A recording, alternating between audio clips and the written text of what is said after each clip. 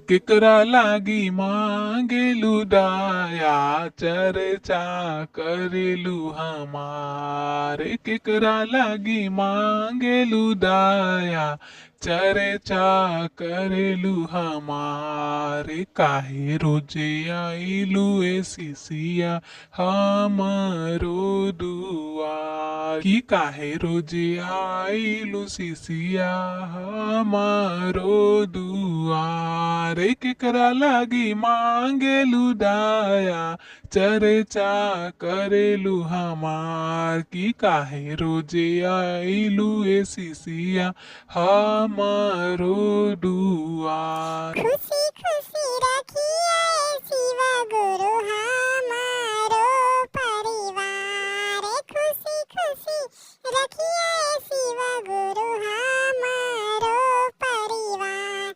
कि यही खातिया आईनी शिव गुरु ताहारो दुआ। कि इहे हमें मांगियो शिव गुरु ताहारो दुआ। की केकरा लागी मांगेलू दाया, चर्चा करेलू हमार। की केकरा लागी मांगेलू दाया, चर्चा करेलू हमार। की काहे रोजे आइलू सिसिया हमारो दुआर। की काहे रोजे आइलू सिसिया हमारो दुआर। सिसिया के राखिए शिव गुरु खुशी खुशी परिवार। सिसिया के राखिए शिव गुरु खुशी खुशी परिवार। एही मांगे आईनी शिव गुरु राओरो दुआ।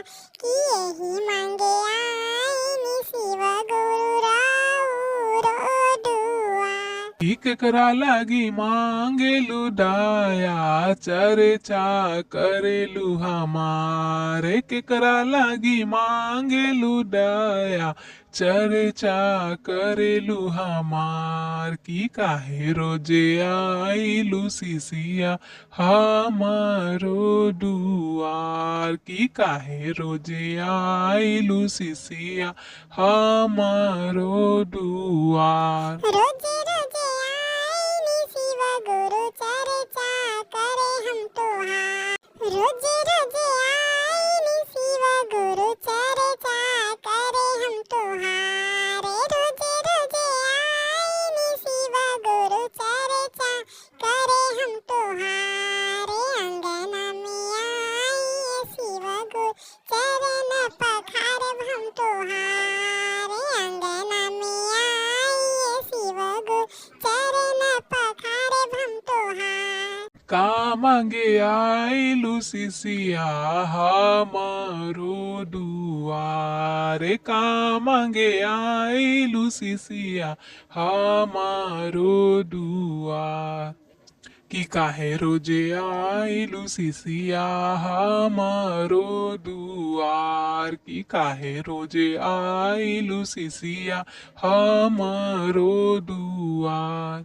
रोजे रोजे आईनी शिव गुरु दाया, मांगे हम तुहार। की खुशी खुशी राखिए शिव गुरु सभी शिष्या के परिवार। खुशी खुशी रखिए शिव गुरु सभी शिष्या के परिवार।